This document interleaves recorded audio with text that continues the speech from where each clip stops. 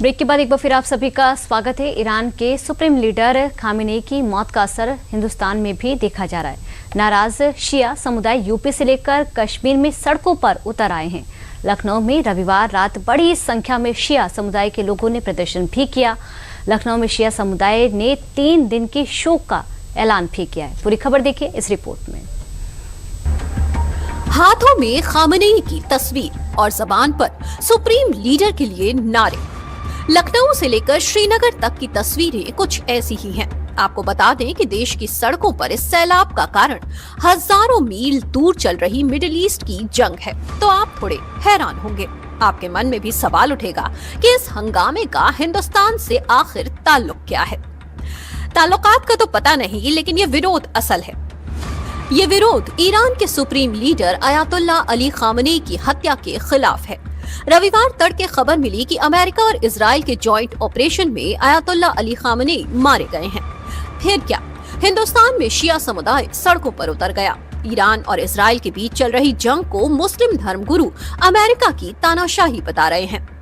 Iran और Israel और America की जंग जो है, ये जंग इसको नहीं कहा जा सकता।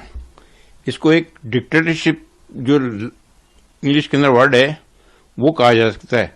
क्योंकि अमेरिका जो है वो अपने हिसाब से अपने इंटरेस्ट के लिए अलग अलग कंट्रीज के हेड्स को कैप्चर कर रहा है, प्रॉपर्टीज को कैप्चर करना चाहता है, वहाँ जो मिनरल्स वगैरह जो हैं उनके ऊपर वो कब्जा करना चाहता है। इसलिए उनके ऊपर वो जो है कहे कि साहब मैं ये चाहता हूँ, आप ये करोगे, आप ये नहीं बनाओगे, आप ये नहीं पहनोगे, आप वो नहीं खाओगे।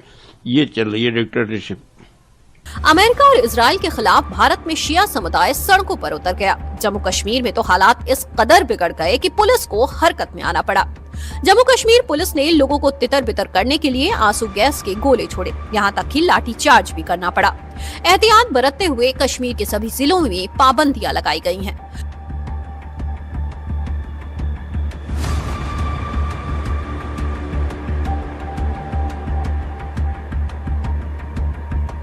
खामेनेई की हत्या के विरोध का असर राजधानी लखनऊ में भी देखने को मिल रहा है।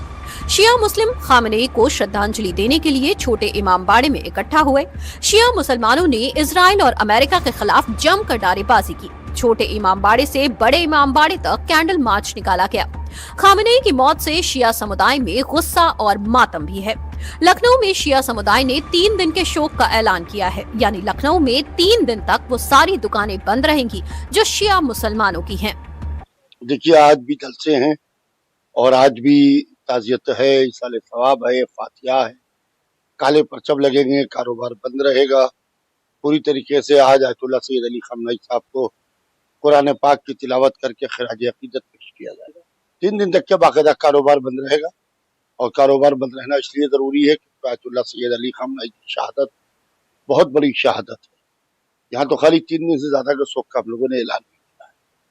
3 दिन तक के सारी दुकानें बंद रहेंगी, लोगों के घरों पर काले परचम लगेंगे, आयतुल्लाह खामेनेई साहब के लिए फातिहा होगा, कुरान खानी होगी और जलसे होंगे, मजलिसें होंगी, इसाले सवाब मुनक्किद किया जाएगा।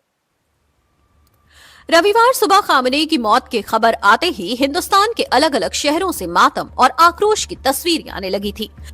हालांकि लखनऊ में हुए प्रदर्शन को लेकर बीजेपी विधायक राजेश्वर सिंह ने नाराजगी जाहिर की और इसे प्रदर्शनकारियों का सेलेक्टिव विरोध बताया।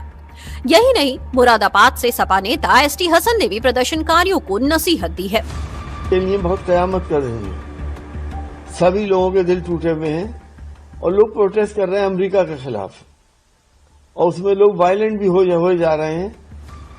मेरी तो सबसे यही अपील है कि जोश में होश न खोएं, अल्लाह से दुआ करें। रमजान का महीना है, उसका इंसाफ जब होगा तो लोगों के कलेजों में ठंडक पड़ेगी।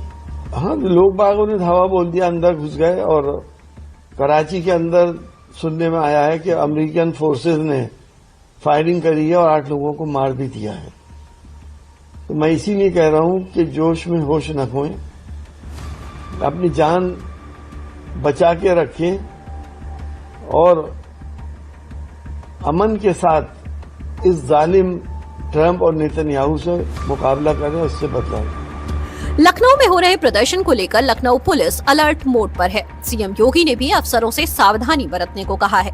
यूपी सरकार इजराइल में मौजूद यूपी के श्रमिकों का भी ख्याल रख रही है। तेल अवीव स्थित भारतीय दूतावास के संपर्क में रहकर हर अपडेट लिया जा रहा है। 24/7 हेल्पलाइन नंबर जारी किए गए हैं। देखिए, भारत सरकार ने आज बड़ी ही विस्तृत एडवाइजरी जारी किया है इजराइल में जो भारत के लोग हैं उनके लिए। जहाँ तक हमारे श्रमिकों की बात है तो हमारे तकरीबन 6000 श्रमिक इस समय इजराइल के अंदर काम कर रहे हैं, लेकिन चिंता की कोई बात नहीं है। जो युद्ध का क्षेत्र है, जहाँ परेशानी है, उससे काफ़ी दूर हमारे श्रमिक काम कर रहे हैं। वहाँ किसी प्रकार का कोई खतरा नहीं है। सीएम योगी ने भी साफ कर दिया है कि प्रदेश का कोई भी नागरिक संकट में अकेला नहीं छोड़ा जाएगा।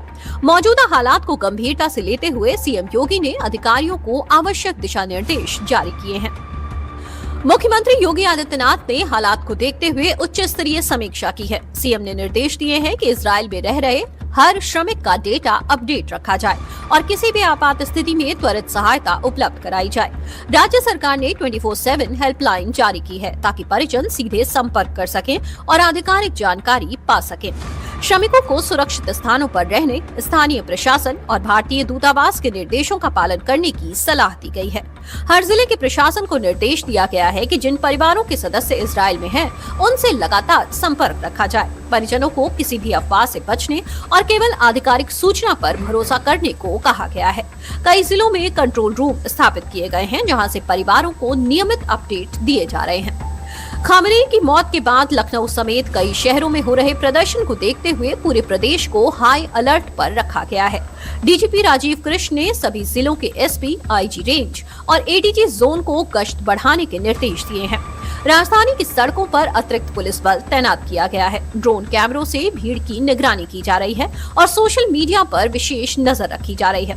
पुलिस को साफ निर्देश है कि किसी भी तरह के हिंसक प्रदर्शन की अनुमति नहीं दी जाएगी और अफवाह फैलाने वालों पर सख्त कार्रवाई की जाएगी।